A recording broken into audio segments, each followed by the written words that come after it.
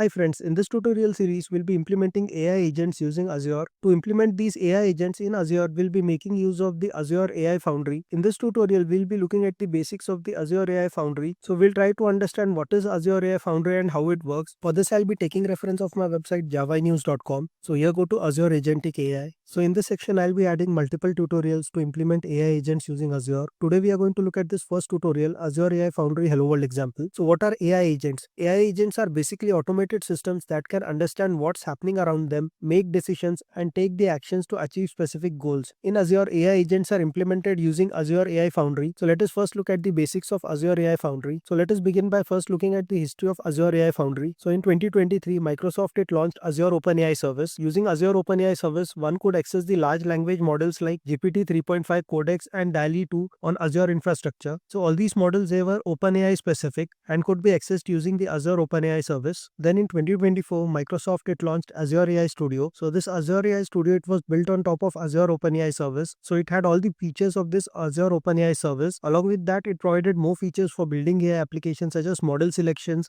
grounding, retrieval augmented generation, and agent workflows. Then in November 2024, Microsoft launched Azure AI Foundry. So Azure AI Foundry, it sits on top of Azure AI Studio and Azure OpenAI service. So it subsumes the Studio functionality and integrates the OpenAI service, speech, vision, language, and agent management under one umbrella. So Azure AI Foundry, it is a unified platform for building, customizing, and managing generative AI application and intelligent agents. Formerly known as Azure AI Studio, it provides a comprehensive set of tools, models, and capabilities in a single environment to help developers accelerate the creation and deployment of AI solutions. Next, we'll be looking at what are hubs and projects in the Azure AI Foundry. So the Azure AI Hub, it is the main workshop or head office for all our company's AI efforts, whereas a project, it can be thought of as a separate focused workspace inside the main hub workshop. It's where the smaller team works on specific AI goal. So the hub, it focuses on a larger or company-wide efforts, whereas a project, it focuses on a specific or a smaller AI goal. So in the Azure AI Foundry, we have the Azure AI Hub, and the Azure AI Hub, it can have multiple Azure AI projects. So each Azure AI project, it has a specific AI goal and they have their own resources like models, compute quota, and the other resources. The Azure AI Hub, it can also have resources that are shared throughout all the AI projects. Like we can have a frontier model which needs to be shared across all the Azure AI projects. So then this model, it will be deployed at the Azure AI Hub level. So hubs, they act as central AI governance and management layer across multiple projects, facilitate sharing and reuse of AI assets, best for organizations managing multiple AI projects with shared resources. Projects, they are designed for developing and managing AI models and workflows.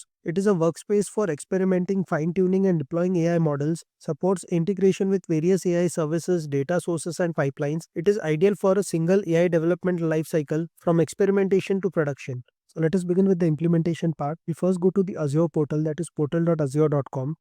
So here I am inside the portal.azure.com. Log into your portal, and here in search for the Microsoft Foundry. In Microsoft Foundry, as we had discussed before, we'll be creating everything inside the AI Hub. So first we'll be creating a new AI Hub. Select a resource group. Name I'll be giving it as AI Foundry. Click on review and create. Finally click on create. So here the Azure AI Hub, it is being deployed. So here the Azure Hub deployment is complete. If you go to the deployment details, we can see that some Azure resources are created. These resources are needed by the Azure Hub to function properly. So let us go through what these resources are and why they are needed. So the first is the machine learning services account. This is the Azure AI ML workspace and it is the hub of all our machine learning activities. The next is the cognitive services. Using the cognitive services, we get access to pre-built high-level AI capabilities from Microsoft such as vision, speech, and language. We have the storage account, so this will be used for storing the data and artifacts. So suppose the user, he uploads an image to some deployed LLM, then this image, it will be stored in this storage account. Similarly, this storage account, it also stores artifacts, meaning some conversation history between the LLM and the user. For that particular session, it is also stored in the storage account. Finally, we have the key vault, which is used for storing the secrets. So these secrets will be used to make the connection secure between the hub and the deployed models. We'll have a detailed look at this later. So let us go to this deployed Azure Hub resource. Created Azure AI Hub, will be launching it in Azure AI Foundry. So here we are looking at the AI Hub that we just created in the Azure AI Foundry. If you look at the URL, it is ai.azure.com. Also, we can see that this hub, it has no existing projects. If we go to model and endpoints, so here Currently there are no deployed models, but we can deploy a model, and this deployed model, it will be at the hub level. So all the projects that are there within this AI hub, they can share this model. So if you go to deploy model, deploy base model, here we can deploy any model. It can either be an OpenAI model or also other models like Grok, which are provided by Azure Foundry.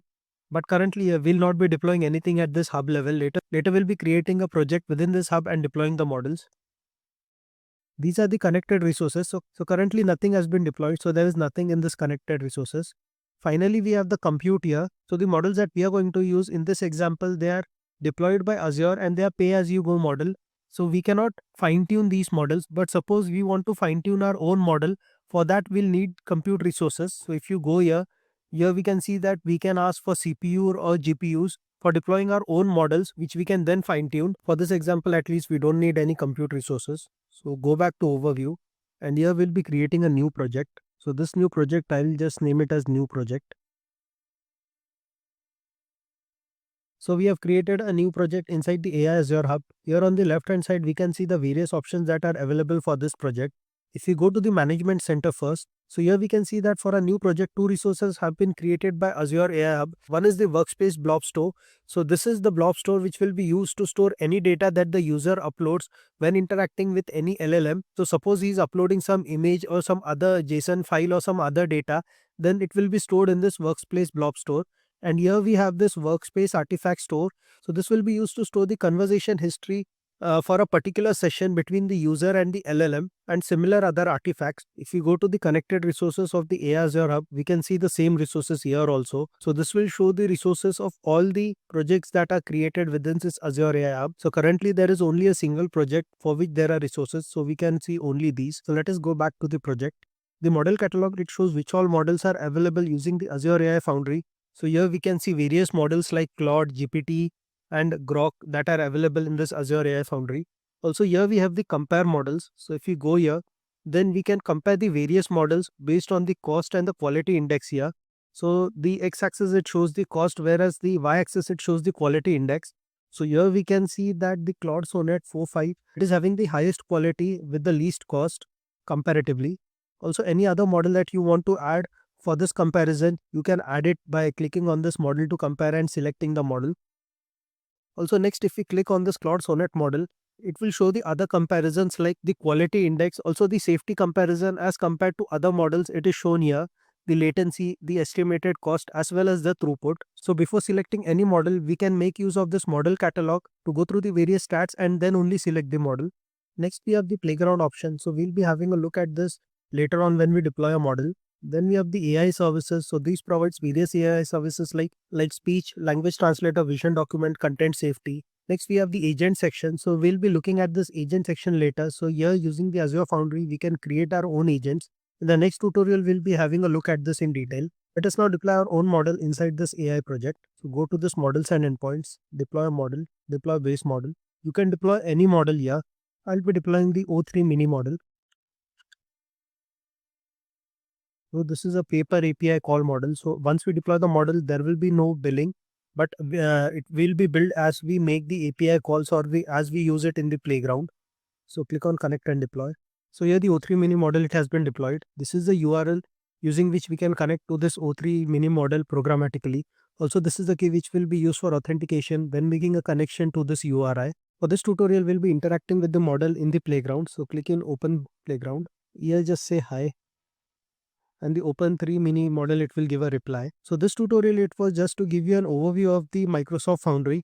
In the next tutorial, we'll be exploring the Foundry more, and also we'll be looking at the agents in more details. Before we end this tutorial, if we now go to the management center here, we'll look here, two more resources are created. So one is the Azure OpenAI resource. This is because we have deployed an OpenAI model, that is O3 mini model. The other resource, which is of type Microsoft Foundry models, it will be used when we'll be deploying non-OpenAI models. Like suppose if we'll be deploying Grok or Mistral, then this Microsoft Foundry models, it will be used. Hope you have understood this tutorial.